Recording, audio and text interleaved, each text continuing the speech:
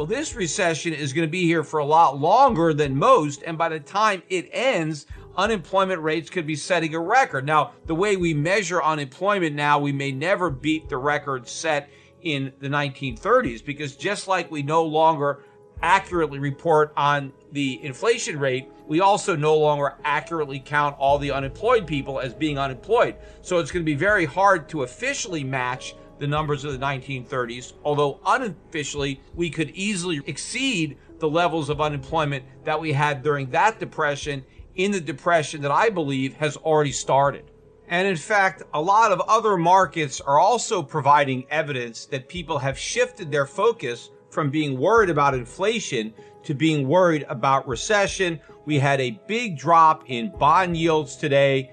Why are bond yields dropping? Because people are anticipating recession. A lot of commodity prices have backed off considerably. We've had a big drop in oil prices. We're all the way back down to 104 for a barrel of crude oil. That's a pretty big reduction. We were above $120 a barrel last week, so a pretty big and rapid decline in the price of oil as investors are anticipating a reduction in demand during a recession. Also, we're not seeing any movement in the gold market, even though people may anticipate that the Federal Reserve is going to be less aggressive in fighting inflation because the recession is going to do its job for it. We're not seeing people buying gold. I mean, they're not selling gold. Gold's still hanging out around 1840. It's still slightly positive on the year. That's about where it ended last year. We're just a few bucks higher. I mean, gold is holding up better than just about every other asset. And in fact, in other currencies,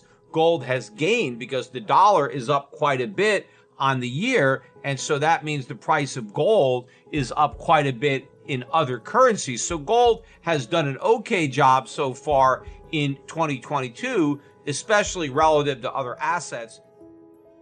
But it hasn't done what I anticipated it would do because investors still don't understand that this recession is not only not going to cure inflation, it's going to make the inflation problem worse. When they figure that out, the price of gold is really going to take off. But in the meantime, because they haven't figured that out, look at how weak gold stocks have been. In fact, gold stocks had a very weak day today, much weaker than the overall stock market. In fact, year to date, despite a slight gain in the price of gold, the GDX, which is an index of major gold producers, is down about 6.25% on the year, and the GDXJ, which represents the junior miners, is down 14%.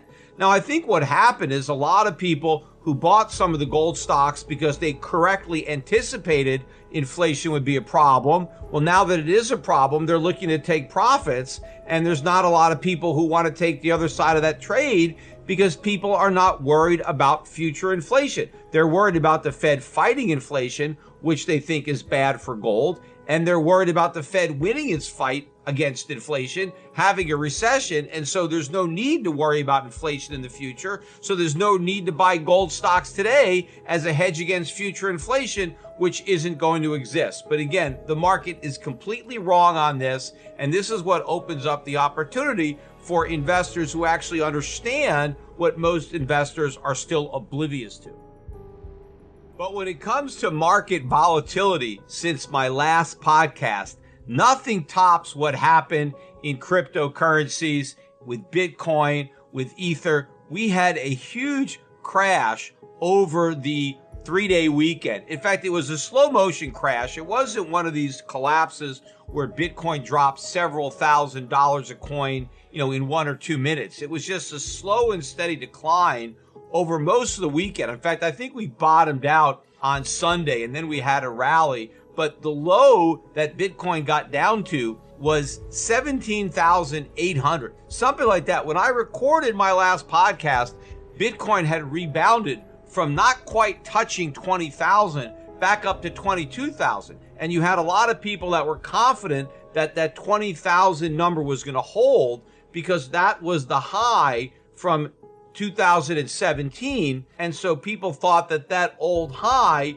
would be the new support.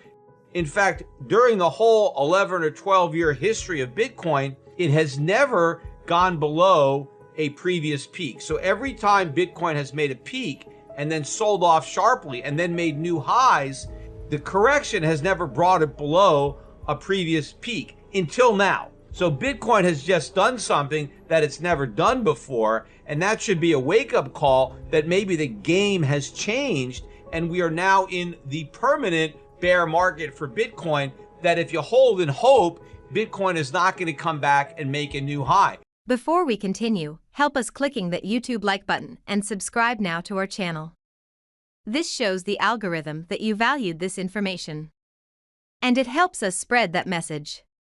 Sharing is caring. And now I have bad news for you. If you're not rich by now, you're screwed. And if you're in debt, you're even double screwed. How so, you might wonder? Well, the sad truth is that you're working your whole life to make someone else rich. The mega corporations, the banks, the politicians, everyone is getting richer. They get your money. And what is even worse, they get your time, they get your life. You are not even in a rat race, you're in a financial prison. But what could a solution for you look like?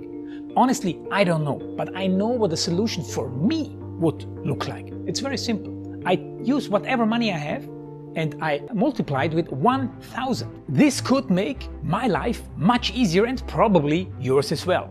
If you have $1,000 available and multiply this with 1,000, I believe that this could solve some financial issue for the one or the other. Of course, if you're ugly, you would have to multiply it with much more than 1,000. My name is Markus Dahn, and this is what I decided to do. I decided to 1000x my money. This is not a joke. I know what you may be thinking. What is this guy talking about? How should this work? This is not possible. Well, I made a detailed video where I laid out my plan. And some clever folks might even want to look at this plan and copy it and do exactly what I do. This is just a little hint on the side. You have two options. You leave, you forget what you have seen. You do whatever you're doing and you hope that somehow you get some other results. Good luck with that. Or you click the link below the video. You enter your email address because I'm not showing this to everybody. You at least watch my video on how I plan to 1000x my money. The choice is yours. Make the right choice. Join me.